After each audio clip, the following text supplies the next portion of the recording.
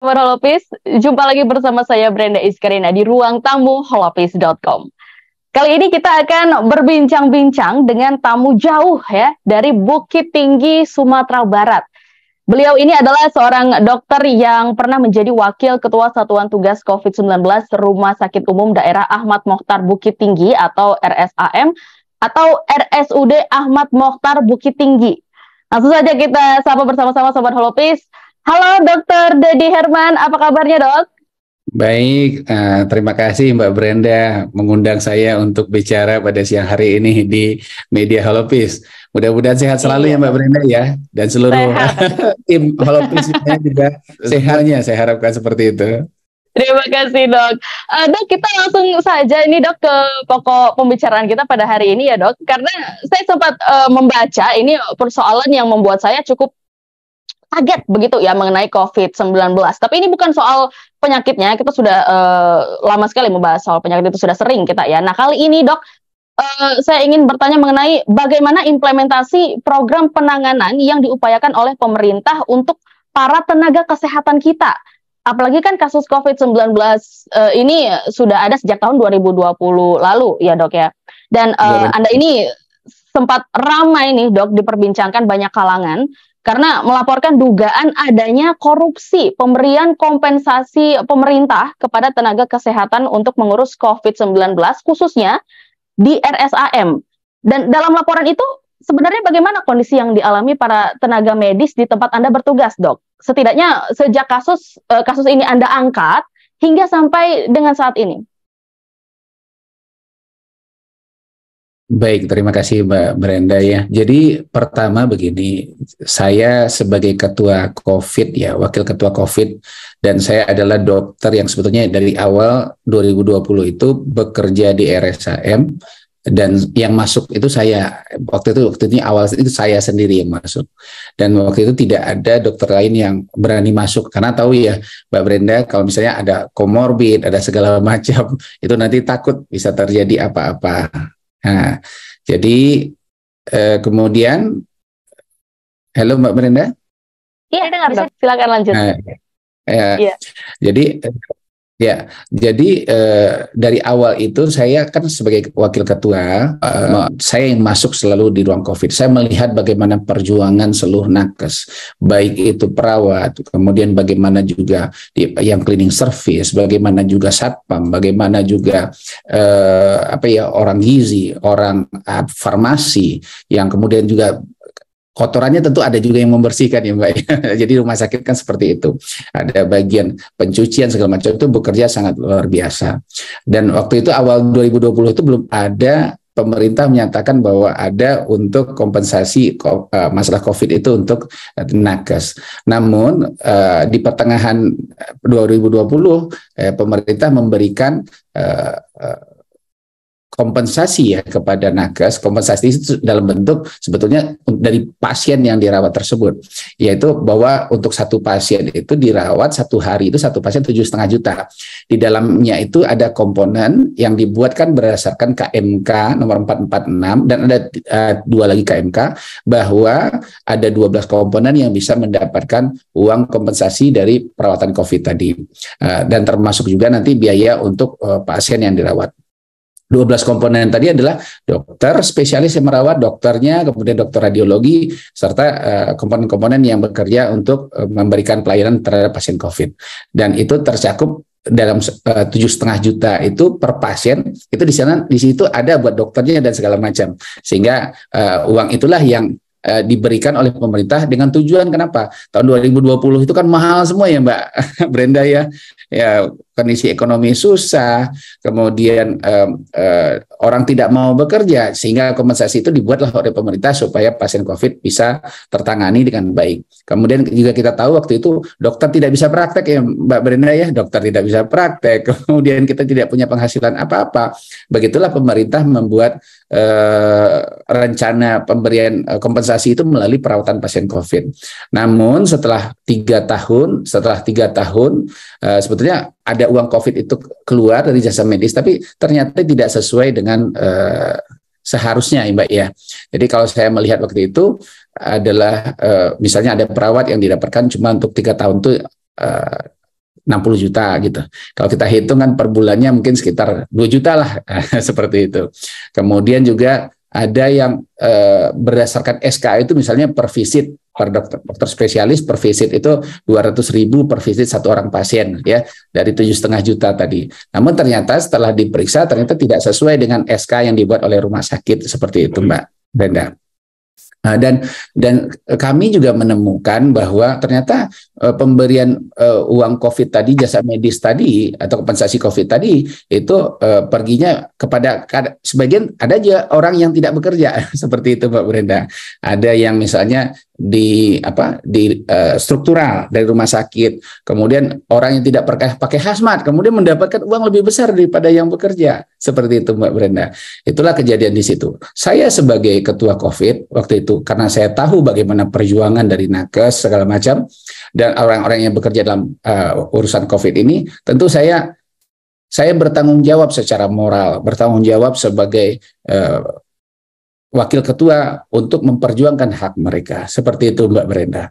Jadi itulah sebabnya kenapa saya mencetuskan ataupun menyampaikan itu. Namun sebelum kejadian itu, saya sudah bicara kepada direktur. Saya sudah berbicara kepada direktur yang baru.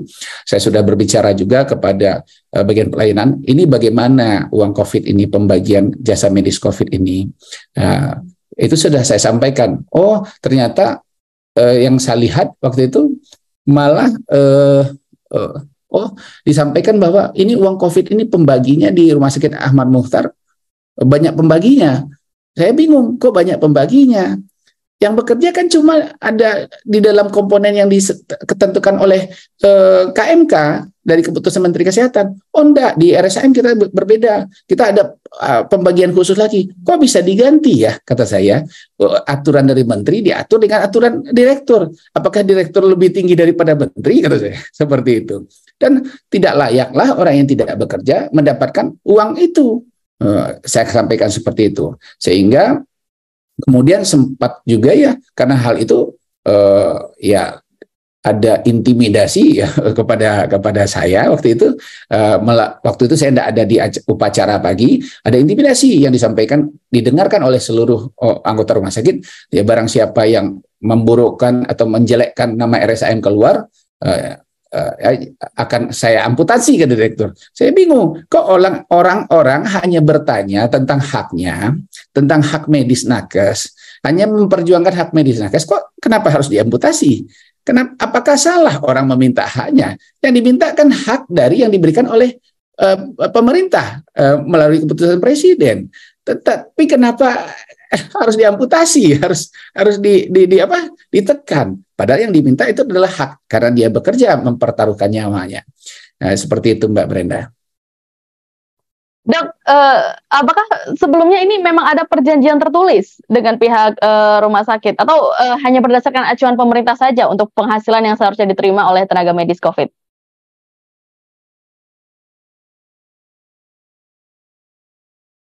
Sebetulnya kalau dari KMK tadi ada 12 komponen yang bisa menerima ya Mbak Brenda ya. Ada 12 komponen yang bisa menerima tadi. Di situ ada dokter, ada perawatnya, kemudian biaya habis pakai dan yang lain-lain. Itu ada 12 komponen. Tapi di dalam itu juga ada nanti misalnya ada administrasi seperti itu kan. Tentu rumah sakit tentu ada yang mengurus administrasinya. Tentu dikeluarkan. Namun tentu harus sesuai dengan porsinya ya Mbak Brenda ya. Harus sesuai dengan porsinya. Waktu itu dikatakan ada rapat, ada SK untuk pembagian dari uang COVID ini. Namun saya sampai terakhir munculnya berita di koran tentang ini, saya baru-baru mendapatkan SK itu setelah itu. Jadi SK-nya kita di rumah sakit tidak pernah menerima SK untuk pembagian uang COVID itu, tidak pernah menerima SK sama sekali. Jadi terus terang saya tidak tahu apa yang disembunyikan, tidak jelas oleh saya. Karena terus terang, tapi mereka sempat mengatakan waktu itu, oh Dokter Dedi sudah diberikan SK dan sedang mempelajari. Saya tidak pernah terima SK. Selama 3 tahun tidak pernah terima SK seperti itu Mbak Brenda. Jadi terus terang ya ada sesuatu berita yang saya bilang hoax ya Mbak Brenda ya, di hoax kan ya. Saya sudah menerima SK padahal tidak pernah menerima SK. Dan kita saya punya rekaman ya bersama-sama waktu itu di rumah sakit bahwa tidak ada satupun nakes di rumah sakit, baik itu perawat, dokter, farmasi ataupun yang di kamar mayat yang pernah menerima SK tersebut. Nah, seperti itu Mbak Brenda. Dan SK itu ada 3. Ada 2 kali revisi malahan Mbak Brenda. Ada yang di awal Agustus 2020, kemudian nanti ada juga yang 8 November 2021, kemudian diperbaiki lagi di 26 November 2021. Dan 3 SK itu kami nakes di RSM tidak pernah mendapatkannya, Mbak Brenda. Seperti itu.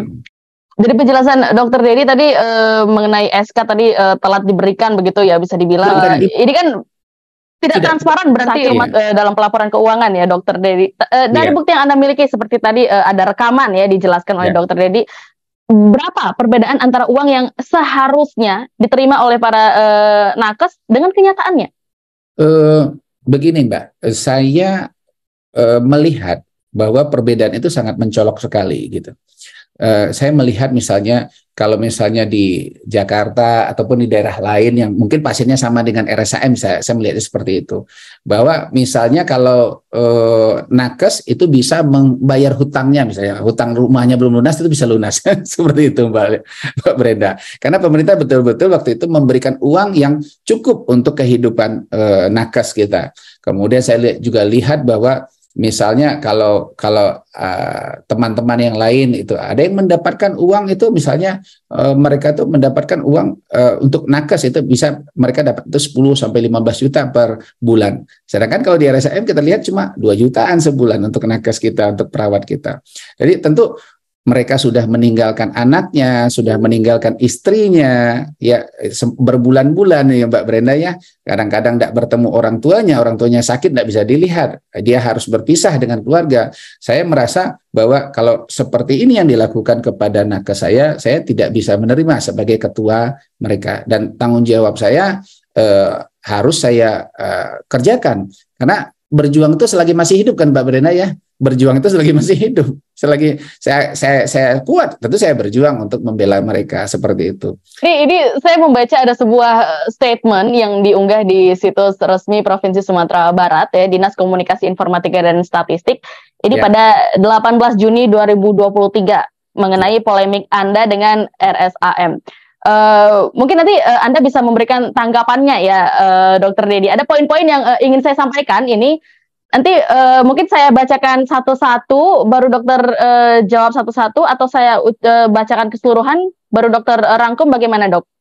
Terserah Mbak Brenda, tidak ada masalah. Satu-satu saja saya ucapkan begitu ya, nanti dokter bisa memberikan tanggapannya. Jadi Anda telah dikembalikan ke Fakultas Kedokteran UNAN dengan surat Direktur RSAM nomor 445-2336 RSAM 2023. Tanggal 26 Mei 2023 tentang pengembalian staf pengajar Fakultas Kedokteran Universitas Andalas karena RSAM Bukit Tinggi saat ini telah mempunyai tim koordinasi pendidikan atau Kordik, sehingga keberadaan yang bersangkutan dianggap cukup dan untuk layanan spesialis paru di RSAM telah dilayani oleh 2 orang dokter spesialis paru yang merupakan dokter tetap RSAM Bukit Tinggi. Ini bagaimana tanggapannya dok? Pertama begini Mbak, alhamdulillah ada surat itu ya. Pertama alhamdulillah ada surat itu. Namun terus terang polemik itu kan tidak seperti itu ya. Jadi harusnya polemik itu diselesaikan dulu. Polemiknya diselesaikan dulu. Apakah benar atau tidak benar, kemudian baru nanti ada pengembalian atau bagaimananya. Harusnya seperti itu Mbak Brenda ya dengan saya. Tapi kalau dikembali pun ya tidak ada masalah dengan saya. Namun saya akan tetap berjuang untuk supaya nakes-nakes yang ada di RSAM mendapatkan haknya yang sesuai. Seperti itu. Pengembalian itu suratnya tidak pernah saya terima di tangan saya. Surat langsung ke tangan saya tidak pernah. Itu hanya lewat langsung direktur, kemudian nanti ke provinsi, langsung ke dekan. Sehingga dekan juga menanya kepada saya, apakah Dokter Dedi menerima surat langsung dari RSAM? Tidak, saya tidak pernah menerima surat langsung. Saya hanya ada surat nanti ada kepegawaian, kemudian ada dari UNAN, kemudian suratnya baru ke saya. Tidak pernah langsung ke tangan saya. Saya tidak tahu juga kenapa ya, Mbak Brenda ya.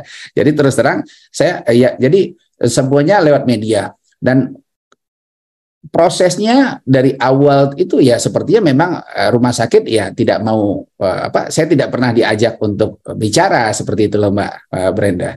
Jadi sempat kejadian waktu itu tanggal 6 Februari itu setelah direktur menyatakan akan mengamputasi siapa saja yang menjelekkan RSAM Bukit Tinggi, itu di 6 Februari tadi dikatakan bahwa ini pembagiannya sudah sesuai aturan yang PMK nomor 85 tahun 2015. Padahal tahun 2015 belum ada COVID ya Mbak Brenda ya. Iya, aturannya seperti itu. Dan ternyata setelah kita periksa di 3 buah revisi, baik yang SK awal dan revisi yang 2 revisi, itu tidak ada di dalam itu yang menyebutkan ada PMK nomor 85 tahun 2015. Artinya yang mengingat menimbang tidak ada di dalam itu.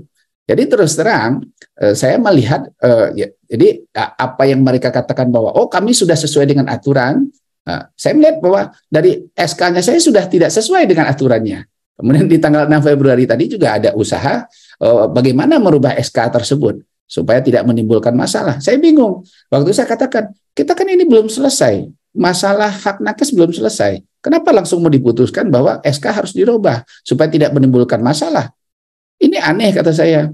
Nah, namun setelah itu saya tidak pernah lagi diundang. Waktu itu datang lagi waktu itu adalah inspektorat dari Sumatera Barat untuk melakukan pemeriksaan. Kalau tidak salah selama 1 bulan. Saya tidak pernah diundang oleh inspektorat tadi. Tidak pernah diundang tentang masalah uang COVID tadi. Tidak pernah diundang. Dan awalnya inspektorat itu pernah datang sekali itu menyatakan, kenapa saya membuka kasus ini ke media massa. Saya katakan, saya sudah 3 tahun, kami sudah 3 tahun bersama-sama nakes seluruhnya. Ada 3 dokter spesialis paru yang saya mewakili. Jadi tidak sendirian loh Mbak Brenda, termasuk 2 spesialis paru yang lain adalah Dokter Suyastri dan Dokter Taufik itu menyerahkan mandat kepada saya untuk mengurus kasus ini supaya nanti pembayarannya sesuai.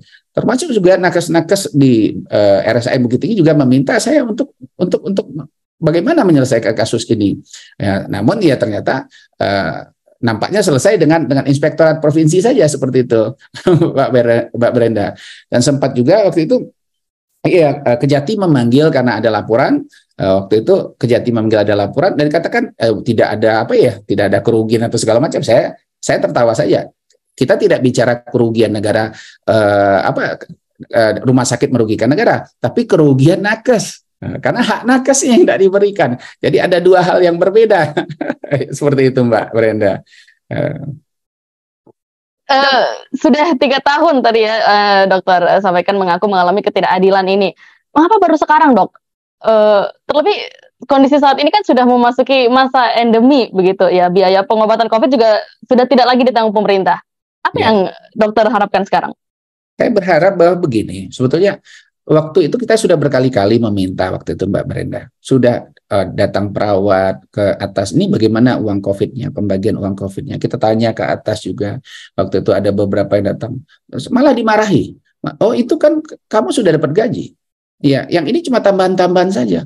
Kok seperti itu jawabannya? Seperti itu. Jawaban dari direktur dan itunya, strukturalnya. Kok seperti itu? Itu kan hak orang, kata saya.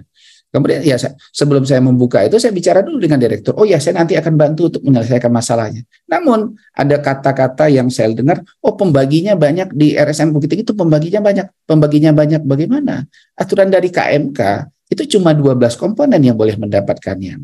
Kalaupun akan dibagi, bagikan dulu kepada yang berhak. Setelah itu silakanlah sisanya dibagi. Dan waktu COVID itu kan banyak sekali bantuan Mbak Brenda ya. Rumah sakit itu mendapatkan uang segar. Kemudian saya juga bersama-sama mencarikan hazmat, saya mencarikan masker segala macam dengan segala macam cara. Juga menyampaikan ke Jakarta bagaimana supaya mendapatkan ventilator atau segala macam. Itu yang kita usahakan seperti itu Mbak Brenda. Jadi terus terang untuk rumah sakit sampai sekarang pun sisa hazmatnya dan maskernya masih ada Mbak Brenda. Karena banyaknya bantuan tadi. Namun ternyata mereka itu di rumah sakit membagi jasa medis itu, kalau saya lihat aturan dari Menteri Kesehatan, yang paling banyak itu harusnya pelayanan 60%, 40% untuk jasa sarana. Tapi di RSAM diputar, direktur menyatakan 60% jasa sarana, 40% jasa layanan. Kok seperti itu? Oh, itu aturan dari Menteri Kesehatan. Saya lihat aturan Menteri Kesehatan, ternyata di PMK 2015 yang 85 yang dia pakai tersebut, ternyata hanya menyatakan sedikit-sedikitnya jasa sarana rumah sakit itu adalah 40%. Boleh dinaikkan. Namun di KMK yang lain menyatakan bahwa untuk jasa layanan itu adalah 60%. Jadi ada dua hal, mungkin kalau misalnya rumah sakit tidak punya uang atau susah, mungkin bisa dinaikkan. Namun ternyata kan rumah sakit mendapatkan bantuan tidak tanggung-tanggung, Mbak Brenda. Ternyata itu juga dirubah. Jadi saya melihat di sini bahwa rumah sakit ada itikat yang kurang baik ya terhadap nakes, seperti itu Mbak Brenda. Jadi kenapa saya tetap perjuangkan? Karena tanggung jawab saya sebagai ketua, dan berjuang itu kan selagi masih hidup, Mbak Brenda. Karena saya menemukan adanya kesalahan, tentu saya akan berjuang untuk mereka semua. Walaupun apapun yang akan dikerjakan kepada saya, ya saya katakan ya alhamdulillah biasa saja. Orang berjuang kan ada yang dalam perjuangan itu ada yang mundur, ada yang berkhianat, ada yang mati, ada yang tetap berusaha terus untuk mencapai tujuannya dengan cara yang benar. Kenapa saya berusaha? Ya untuk dengan cara yang benar. Bagaimana untuk kasus ini bisa diselesaikan, hak nakes bisa dibayarkan. Mau saya dikembalikan, tidak ada masalah sama saya, Mbak Brenda, tidak ada masalah. Saya pun menjadi pegawai negeri, saya menjadi pegawai negeri itu karena diamanahkan oleh orang tua saya untuk mengajar. Dan saya untuk mengajar, saya tidak pernah mengambil dari murid saya uang ataupun segala macam. Malah saya menyiapkan untuk mereka makannya segala macam, buat mereka menjadi pintar dan tidak mengeluarkan biaya. Seperti itu, Mbak Brenda. Dan uang Dokter ini sebenarnya ya. Dan uang yang diambil untuk nakes itu dari nakes tadi, uang itu biasanya bisa untuk pembayar hutang mereka loh, Mbak Brenda. Bisa pembayar tagihan ataupun kekurangan uang untuk rumah mereka, bisa untuk usaha mereka yang nakes-nakes tadi, bisa untuk mereka hidup berkeluarga. Dan saya merasa apabila hak yang paling dasar tersebut diambil dari mereka nakes-nakes di RSAM, alangkah jeleknya diri saya kalau saya tahu saya tidak memperjuangkan itu, Mbak Brenda. Dokter Dedi, sebenarnya sudah berapa kali dilaksanakan mediasi, baik dengan Dinkes atau pihak rumah sakit sendiri, atau mungkin justru sesudah Anda pernah mendapatkan intimidasi nih tadi sebelumnya kan soal mengenai amputasi, terus juga ditanya dimarahi, ada tidak ini mendapatkan intimidasi yang mungkin lebih parah karena bersuara terus mengenai hal ini? Yang jelas ada ya telepon-telepon ya, Mbak. Ada telepon-telepon. Mau diselesaikan enggak ini? Kalau mau diselesaikan ini harus lewat ini nih, harus ini ada bayar inilah itu segala macam. Saya ketawa masa saya memperjuangkan hak nakes, masa ditanya duitnya lagi seperti itu. Tapi masih banyak orang baik di luar sana, Mbak Brenda, yang menyatakan, dok, kami akan bantu segala macam, tidak perlu bayar, tidak perlu segala macam, dok, akan bantu. Saya katakan begini, saya akan menjalani dengan cara yang baik dulu, dan saya di Indonesia ini ada yang itu ya, Mbak Brenda ya, bahwa viral dulu baru ada keputusan. Kalau tidak viral, tidak selesai masalahnya. Jadi hilang begitu saja. Jadi bagi saya kemudian setelah keluar surat itu kan, sebagian perawat itu kan baik dengan saya, dekat dengan saya, karena saya selalu mendampingi mereka saat ada pasien. Itu ada yang menyampaikan, oh kemarin waktu upacara lagi, direktur bicara lagi, kalau barang siapa lagi yang membuat seperti ini, kami akan memberikan hukuman, seperti itu, Mbak Brenda. Jadi artinya intimidasi itu masih berlanjut di rumah sakit sampai saat ini. Dan saya mendengar ada SK baru yang dibuat oleh direktur yang baru untuk menyelesaikan masalah uang COVID ini yang 2020, 2021, dan 2022 kalau tidak salah saya. SK baru itu meminta pengawasnya ada yang baru, dan dokter-dokternya juga baru untuk permasalahan uang ini. Yang artinya menyatakan ada masalah ya, Mbak Brenda ya. Kalau untuk mediasi sendiri sudah berapa kali, Dokter Dedi? Mediasi itu baik dari Dinkes. Dinkes tidak pernah memediasi. Pertama, Dinkes tidak pernah memediasi, juga provinsi waktu itu yang datang cuma juga dari inspektorat. Inspektorat tadi juga bicaranya sedikit mengintimidasi saya. Kenapa langsung dibicarakan luas, kenapa tidak diselesaikan secara di dalam dulu, nanti dari dalam kemudian baru ke inspektorat, kemudian inspektorat tidak selesai juga baru nanti ke gubernur. Kenapa tidak bertahap seperti itu? Ini kan sudah 3 tahun Pak, kita sudah berjuang 3 tahun di rumah sakit, tidak membawanya keluar atau segala macam. Namun kan tidak ada penyelesaian, malah terlihat sendiri bahwa ini seperti mau diselesaikan atau tidak jelas bagi saya seperti itu Mbak. Padahal ini bersangkutan dengan hak dari nakes kita di RSAM Bukit Tinggi. Seperti itu Mbak Brenda. Dokter Dedi sudah pernah berkomunikasi tidak sebelumnya dengan pihak ID maupun organisasi medis lainnya untuk membahas persoalan ini? Dan kalaupun iya, mereka apakah memberikan dukungan? Begini, saya pernah bicara dengan ID Bukit Tinggi, saya bicara, kemudian saya juga bicara dengan ID Pusat, waktu itu ada ID Pusat, waktu itu saya bicara dengan sekjennya juga. Disuruh saya diminta untuk membuat itu laporan segala macam ke ID-nya. Waktu itu ya terus terang saya sudah melaporkan secara langsung lisan melalui telepon dan data-data. Disuruh membuat surat segala macam. Namun saya melihat tanggapannya agak kurang ya Mbak Brenda ya. Saya melihat bahwa tanggapan agak kurang. Jadi seperti yang kita tahu ya memang kalau bicara ID ya lebih banyak saat ada masalah-masalah tertentu kadang-kadang yang harus aktif itu adalah yang mengalami kasus. Yang ID-nya harusnya jemput bola ya Mbak Brenda ya, bukan nunggu bola dulu, jemput bola. Saya harapkan seperti itu. Saya karena banyak urusan yang lain sehingga saya menyatakan ini saya laporkan bikin laporan lagi padahal saya sudah serahkan bukti-buktinya seluruhnya ya. Nah, akhirnya saya agak pesimis dengan ID ya Mbak Brenda ya. Seperti itu. Dokter ini kan jadi harus berjuang sendiri begitu ya yang mengalami ini, perjuangannya sampai harus mengajukan surat terbuka kepada Presiden Jokowi dan udah disampaikan nih ke Istana Negara dan juga KPK ya Dokter Dedi pada hari Senin 15 Mei 2023 lalu soal ini. Apakah sudah ada respon sejauh ini?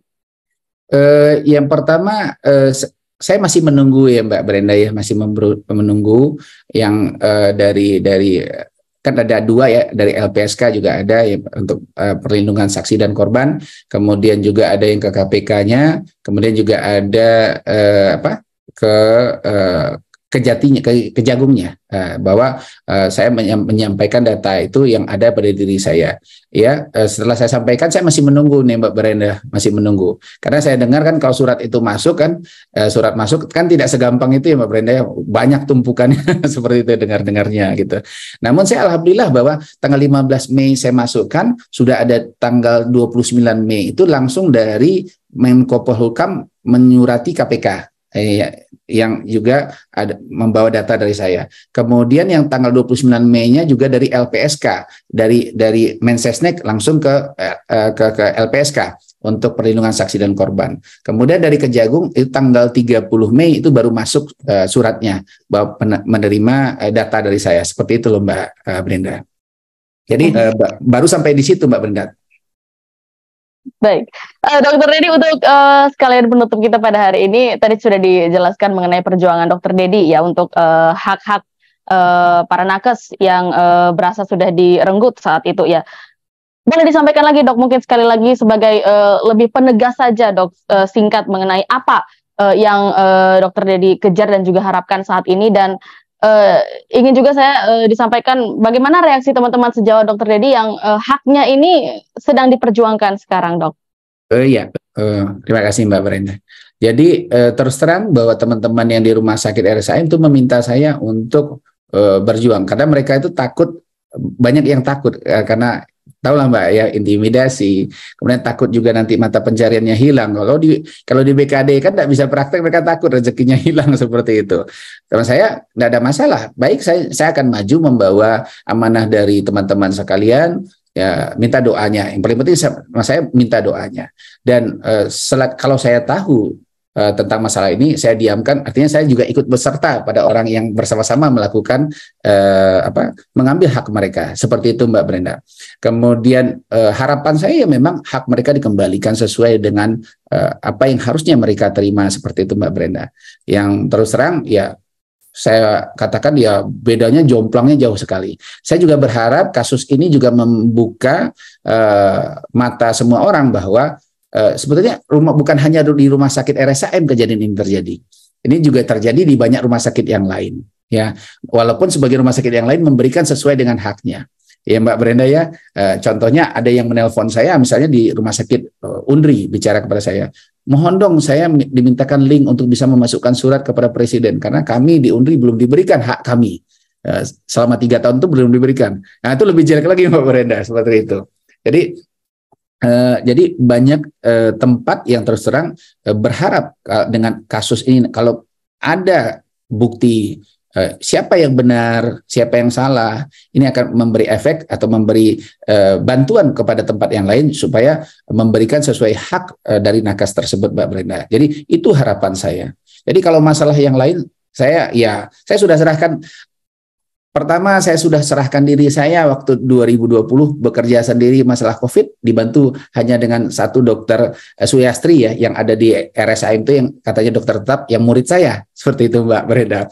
Saya dibantu, jadi saya ditemani beliau, dan beliau masuk saat saya berangkat ke Wisma Atlet. Dan hari yang lain itu saya yang masuk. Jadi saya tahu saya akan berjuang. Kemudian juga satu lagi bahwa perjuangan ini saya akan teruskan.